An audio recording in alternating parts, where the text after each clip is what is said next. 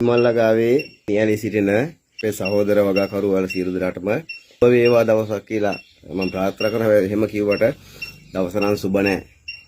ලෝකේ පවතින යුද්ධෙත් එක්කම බිම්මල්ලගාකරුවන්ට වගාකරුවන් දැනට මූල දීලා තියෙන ගැටලු ගොඩ PP බෑග් දැන් මේ වෙනකොට අසාමාන්‍ය විදිහට මිල ඉහළ ගිලා තියෙනවා. තෙල් මිල ඉහළ යාම, ඒ හරහා අනිකුත් අමුද්‍රව්‍ය වල මිල ඉහළ යාම බිම්මල්ලගාකරුවන්ට දැඩි ලෙස බලපාලා තියෙනවා. බිම්මල් ශ්‍රේෂ්ඨේ වගේ විතරක් නෙවෙයි සියලුම ශ්‍රේෂ්ඨවල සහ සියලුම නිෂ්පාදනවල හැමදේම මිල ඉහළ ගිහිලා තියෙනවා. ඒ යුද්ධ පැත්ත සහ ඒ හරහා ඇතිලා තියෙන අතුරු විපාක සම්බන්ධයෙන් මම කෑගලු නිහාරා බිම්මල් සමන් කුමාර ප්‍රියදර්ශන උඩ දෙනෙක් මාව දන්නවා. මම අද කියන්න යන්නේ මොකවත් මේ පවතින දේශගුණික තත්ත්වය. දේශගුණික තත්ත්වයත් එක්ක බිම්මල් වගාකරුවන්ට දැඩි ලෙස යම් ප්‍රශ්න වල මුල දීලා තියෙනවා. එක ප්‍රශ්නයක් ගත්තොත් එහෙම මේ දවස්වල බීජ දැම්මොත් එහෙම වගාමල වල බීජ දැම්මොත් දිලීරය අතරම කොයි වෙලාවෙ කන්ඩමිනේෂන් වෙයිද කියන දේ හිතා ගන්න බෑ අපිට. විශේෂයෙන් මේ දවස්වල ඇබලෝනිම කරනවා නම් හරි පරිස්සමෙන් කරන්න ඕනේ. මොන ඔයිස්ටර් බූතාන් පින්ක් ඔයිස්ටර් වගේ නම් යනවා. නමුත් ඇබලෝනිම ටිකක් හරි අමාරුයි මේ දවස්වල. මොකද අවට වගේ අපේ එළියේ පරිසරයේ තියෙන උෂ්ණත්වය ඉතාම අධිකයි. සහ පරිසරයෙන් හමන හුළඟ වියලි හුළඟක් එන්නේ. ඒ හුළඟත් වගා ගෘහයට වෙන්න පුළුවන්, බීජෝෂණ ගෘහයට වෙන්න පුළුවන්. ඒ හුළඟ ඇතුළේ වෙනකොට බීජෝෂණ ගෘහයක හෝ වගා ගෘහයක තියෙන ජල වාෂ්ප සියල්ල වේලෙනවා. එතකොට බීජෝෂණ ගෘහයක සහ වගා ගෘහයක ජල වාෂ්ප වියල්ලා ජල වාෂ්ප නැති වෙනවා කියන්නේ ආර්ද්‍රතාවය පහළ මට්ටමට වැටෙනවා. ඒ එක්කම ඒ ස්ථාන දෙකේම උෂ්ණත්වය ඉහළ මට්ටමට යනවා. එතකොට උෂ්ණත්වය ඉහළ මට්ටමට යාම සහ ආර්ද්‍රතාවය පහළ මට්ටමකට එීම මත දිලීර වර්ධනය වෙන වගාමල් වල කන්ඩමිනේෂන් වෙන ප්‍රවණතාවය වැඩි වෙනවා. සුළු නෙලා ගන්න වගාමල් ගෘහවල අස්වනු අඩු වෙනවා. ඉතින් අද මම කතා කරන්නම් පොඩ්ඩක් පැහැදිලි කිරීමක් කරන්නම්. බීජෝෂණ සමයේ පස්සේ අපි වගා ගෘහයකට වගාමලු අපි දාන අස්වනු නෙලා ගන්න. බීජෝෂණ ගෘහයේ තත්ත්වය මම පස්සේ ඔන්න වීඩියෝ එකක් දාන්නම්. මේ දවස්වල කොහොමද බීජෝෂණ ගෘහයක් කොහොමද පවත්වාගෙන යන්නේ කියන දේ. මොකද වැදගත් මාතෘකාව තමයි බීජෝෂණ ගෘහයක් කොහොමද අපි මේ දවස්වල විශේෂයෙන් මේ දවස්වල කියන්නේ පරිසරයේ උෂ්ණත්වය ඉහළ යාම, පරිසරයේ හුළඟ තද හුළඟක් ඇතුළට එන්නේ. එතකොට ඒ හුළඟත් එක්ක සහ එළියේ තියෙන වියලි කාලුණත් එක්ක බීජෝෂණ ගෘහයක අපි වගාමලු වලට බීජ දැම්මට පස්සේ ඒ ගෘහය තුළ උෂ්ණත්වය වැඩි වෙනවා. එතකොට උෂ්ණත්වය වැඩි වීම මත ආර්ද්‍රතාවය පහළ මට්ටමට එනවා. එතකොට ඒක දිලීර වර්ධනයට ලොකු බලපෑමක් කියලා කරනවා. හැබැයි ඒ කරුණු කතා නොකර මම පැහැදිලි කිරීමක් කරන්නම්. මේ දවස්වල දිලීර කාලේ සම්පූර්ණ වන වගාමලු වල මුහුණත් ඕපන් කරනකොට පොඩ්ඩක් සැලකිලිමත් වෙන්න. සාමාන්‍යයෙන් ඔයිස්ටර් වගා මල්ලක නම් අපි දවස් 30න් අපිට මුහුණත් ඕපන් කරන්න පුළුවන්. ඒක ඉදිරිපස්ස කොට තමයි වගාමල්ල ගත්තොත් මේ වගාමල්ල මෙතනින්ම කපලා දාලා කරලා මේ බට කෑල්ල ඉවත් කරලා මෙතනින් කපලා දාලා කරලා අපි මේක ඕපන් කරනවා. එහෙම නැත්නම් මේ කොළ කෑල්ල සහ පුළුන් කෑල්ල ගලවලා මේක ඕපන් කරනවා. ඒක තමයි සාමාන්‍ය ක්‍රමවේදය. ඒකනේ මේ කතා කරන්න යන්නේ. අද ඔයාලට කියන්නේ මේ දවස්වල දින 30 සම්පූර්ණවට සාමාන්‍ය ක්‍රමවේදයේ දින 30කින් අපි අස්වන වෙලා ගන්න අපි වගා ගෘහයට එකතු කරනවා වගාමල්ලක්. හැබැයි මේ දවස්වල පොඩ්ඩක් එකතු කරන්න එපා. මොකද හේතුව දැන් දිලීරේ කියන මයිසිලමේ වර්ධනය වුණත් එයා තාම ශක්තිමත් නැහැ. ඇත්තටම ඒ කියන්නේ ශක්තිමත් නෑ කියලා කියන්නේ මේ තියෙන පරිසරයේ තියෙන අධික මේ රස්නේ, අධික පෑවිලි, අධික රස්නේ සහ පරිසරයෙන් හමන වියලි හුළඟත් එක්ක මෙයා කන්ඩමිනේෂන් වෙන, එහෙම නැත්නම් මෙයා අකර්මණ්‍ය වෙන ප්‍රවණතාවය වැඩි. ඒ හින්දා වල හොඳම දේ තමයි මම කියන්නේ දින ගන්න ප්‍රශ්නයක් නැහැ. ඔයාලා බීජ දාන්න, බීජ දාලා කරලා දිලීර වර්ධනය කරනකොට මෙන්න මේ මට්ටමට දිලීර වර්ධනය කරන කියන්නේ මේක සම්පූර්ණ හොඳ කිරිතුරම කැමිකල් කරලා පෙන්නනම පස්සේ මේක පිටතින් පේන්න සුදුවට ගිහිලා මදි. මේක හරි ඝනකමට නිකන් ෆ්ලාස්ටරයක්කින් මේක වහලා තියනවා වගේ මේක හරි ඝනකමට වර්ධනය වෙනකන් තියලා තියන්න හිමු. එතකොට අපි වගා ගෘහයකට මේක දාලා අසුන් වෙලා ගන්න ගහලා අපි ඊට පස්සේ අපි සාමාන්‍යයෙන් මේ දවස්වල සාමාන්‍යයෙන් 3 පාරක් විතර අපි වෝටර් සිස්ටම් තියනවා නම් වෝටර් සිස්ටම් අපි ඔන් කරන්න. නැත්නම් අපි මැනුවලි අතින් වතුර ස්ප්‍රේ කරනවා නම් දවසට 3 පාරක් වතුර ස්ප්‍රේ කරන්න ඕනේ මේකට. අල්ට්‍රාසොනික් සිස්ටම් පාවිච්චි කරනවා. අල්ට්‍රාසොනික් සිස්ටම් එක පාවිච්චි කරගෙන හියුමිඩිටි එක පාලනය කරන්න අපි අල්ට්‍රාසොනික් සිස්ටම් එක පාවිච්චි කරනවා නම් ඒ සිස්ටම් එක උන සාමාන්‍යයෙන් මේ දවස්වල සාමාන්‍යයෙන් පැය භාගයකට ඒ සිස්ටම් එක ඔන් එකේ තියලා තියන්න. මොකද ඒ ගෘහය ඇතුලේ ජල වාෂ්ප මේ මුළු ගෘහයට පිරෙන්න සහ ඒ හරහා ආර්ද්‍රතාවය ඉහළ මට්ටමට යන්න.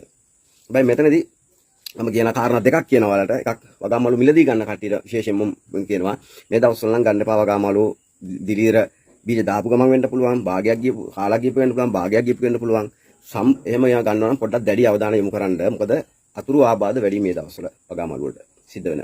මේ දවස්වල pH එක බැලුවොත් එහෙනම් සාමාන්‍යයෙන් pH එක බලකට අපි පහමාරි වගේ තියෙනවා. නමුත් මේ දවස්වල ඊට වඩා ඉහළ අගයකට pH එක යනවා. ඒ කියන්නේ පරිසරයේ තියෙන මේ වෙනස් වීම උත.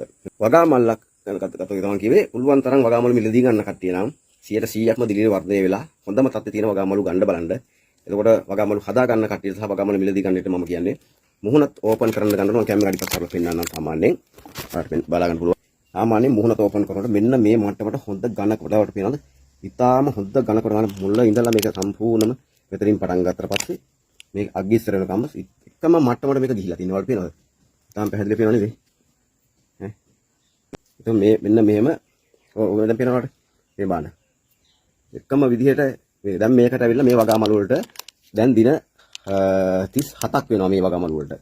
හැබැයි දැන් තමයි ඕපන් කරන්න සුදුසුම තත්ත්වය. සාමාන්‍ය මේක දවස් 30න් ඕපන් කරන්න පුළුවන් වුණත් මෙන්න මේ මට්ටමට නිකන් වර්ධනය කරවෙන්න යාට ඉඩ දෙන්න. ඒ එකම ලොට් එකේ සාමාන්‍යයෙන් බීජ දාපු එක බැජ් එක මල් තනින් කඩාගෙන ආවත් තව දවස් කීපයක් යන සාමාන්‍ය තව දවස් 5ක් 6ක් එයා මල් ඒ කියන්නේ මෙතනින් උඩින් මෙතනින් මල් ආවත් කඩාගෙන යම් කීපයක නමුත් ඕපන් කරන්න එපා. තව ටිකක් කොහොම තියලා ඊට පස්සේ වගා ගෘහයට දාලා මුහුණත් ඕපන් කරන්න. උරගන්න මෙන්න මේ වගේ හොඳ ඝනකමට බලන්න හොඳ ඝනකම මේක තනි කරනවා ප්ලාස්ටික් ඇලුවා වගේ ඒකාකාරීව හරි ලස්සන ඝනකමට වර්ධනය වෙලා තියෙනවා. මෙන්න මේ වගේ වගාමලු වගා ගෘහයට එකතු කරාට පස්සේ එතකොට ඒ කියන්නේ අපි ඕපන් කරන්න ඕන කාල සීමාවත් පරක්කු වෙලා මේක ඕපන් කරන්නේ. නමුත් මේක කඩාගෙන අවිල්ල නැහැ. මේ එක දෙකක ආවත් කිසි ගැටලුවක් නැහැ. මෙහෙම ආවට පස්සේ අස්වැන්න ඉතාම සාර්ථක සහ මේ දිලීරය ඉතාම ශක්තිමත් මේක. ඒ කියන්නේ මේ කට මේක වගා මල්ලක මුහුණත ඕපන් කරපුවාම ඉතින් එහාට එයා කරන්නේ ජනපදකරණය කරනවා. එතකොට එන්සයිම එයා වැඩ කරන්න පටන්ගෙන ජනපදකරණය කරනකොට මෙයා මල් දෙන්න පටන් ගන්නවා. හැබැයි මෙතන වෙන්නේ ඊතර මේ වගා මල්ලේ තියෙන පෝෂක කොටස් අවශෝෂණය කරගෙන තමයි මෙයා දිගට මල් දෙන්නේ. හැබැයි මේක මේ දිලීරය ටිකක් ඝනකම අඩුව ගියොත් එහෙම වැඩි කල මෙයා ජනපදකරණය කරන්නේ නැහැ. ටිකක් අඩුවෙන් කරනවා. මෙයා කන්ඩම්නේෂන් වලට පටන් ගන්න උඩ ඉඳන් පහළට ටික මැරෙන්න පටන් ගන්නවා. මොකද මේ තියෙන දේශගුණ තත්ත්වය බීම් මල් ලගාවට එච්චර සුදුසු දේශගුණික තත්ත්වයක් නොවන නිසා. අන්න ඒ හින්දා තමයි මම ඔයාලට කියන්න ගත්තේ මේ පුළුවන් තරම් තියාගෙන ඉන්න මෙන්න මේ වගේ වෙනකම් බය වෙන්න එපා. මල් කඩාගෙන ආවා කියලා ප්‍රශ්න නැහැ. මොකද එකම බීජ දාපු ලොට් එක මල් 5ක් 6ක් පොඩ් 10 කියන පොඩ් 10ක විතර මල් කඩාගෙන ආවා කියලා කලබල වෙන්න අවශ්‍ය නැහැ. මෙයාට හැකියතාක් වර්ධනය වෙන්න දෙන්න. එතකොට මේ වගේ මේ පොට් එකක් ඔයාලට ඇත්තටම ඒ ගන්න පුළුවන් උපරිම අස්වැන්න ලබා ගන්න පුළුවන්. ඒක මම මේ අද මේ වීඩියෝ එකෙන් පෙන්නන ඔයාලට මේ දවස්වල දිලීර වර්ධනය වුණත් වගා ගෘහයකට වගාමලු එල්ලීම සහ ස්ථානගත කරනකොට මෙන්න මේ තත්ත්වයෙන් හොඳට දිලීර වර්ධනය වෙන්න ඉඩ දීලා කරලා ඊට පස්සේ මෙයාගේ කට ඕපන් කරන්න නැත්නම් මුහුණත ඕපන් කරන්න මේ උපරිම අස්වැන්න ලබා ගන්න සහ ඒ පොට් එකේ වැඩි කාලයක් ඒ දිලීර එහෙම නැත්නම් මයිසිලමය අකර්මන්නේ නොවි රඳා පවතින මෙන්න මේ තත්ත්වෙන් තියාගෙන යන්න. මොකද කෑගමුණේ හර අවිමලාතන මම වගා කරුවන්ට දුන්නත් හොඳම තත්ත්වයේ වගාමලු දෙනවා. ඒ කියන්නේ මගේ කස්ටමර්ස්ලාට සහ උපදෙස් ලබා දෙනවා. ඉතින් වගාමල් පුළුවන් නොගත්ත වෙන්න පුළුවන්.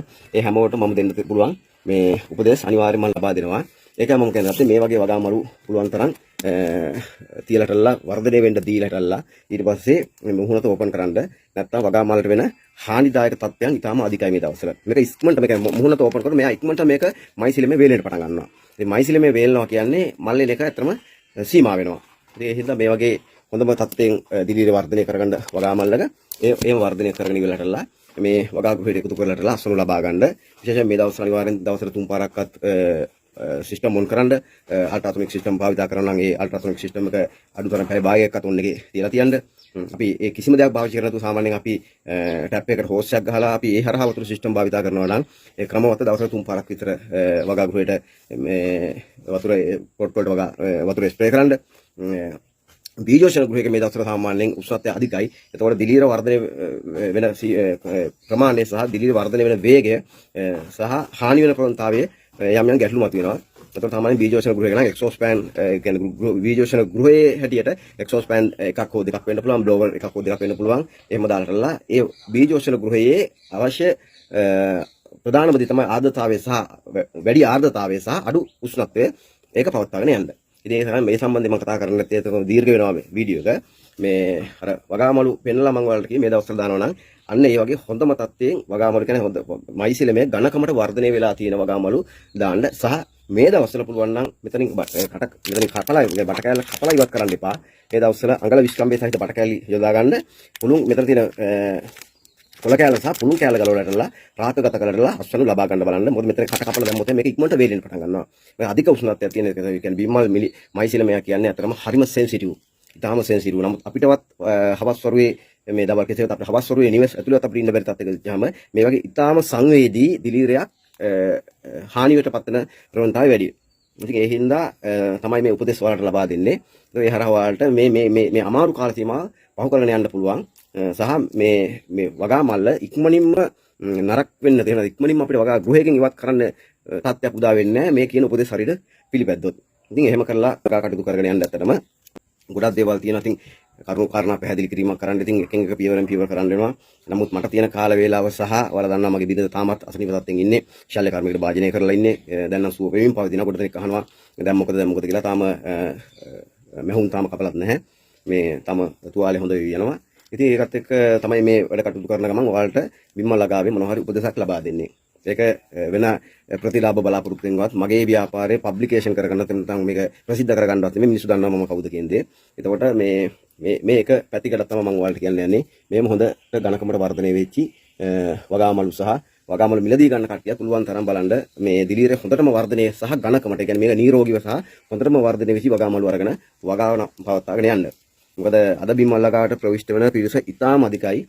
දවස ගානේ කෝල් වෙනවා මේ බිම්මල් ලගාව කරන්න ඕනේ මොකද්ද උපදෙස් කොහොමද උපදෙස් දෙන්නේ උපදෙස් මේ ගන්නේ කොහොමද එහෙම නැත්නම් ඒ සම්බන්ධයෙන් මොනවද අපි කරන්න ඕනේ කියන දේ මේ ඉතින් රටේ තියෙන ආර්ථික ප්‍රශ්න වෙන්න පුළුවන් පවුල් වල තියෙන ආර්ථික ප්‍රශ්න වෙන්න පුළුවන් ඒ හැම දෙයක් එක තමයි හැම දෙයක්ම හරහා තමයි බිම්මල් ලගාවට නවක වගාකරුවන් ප්‍රවිෂ්ඨ වෙන්නේ. ඒකට එයාලා නිවැරදි මාවතක් ඔස්සේ ගෙනියන්න ඕනේ ඇත්තටම.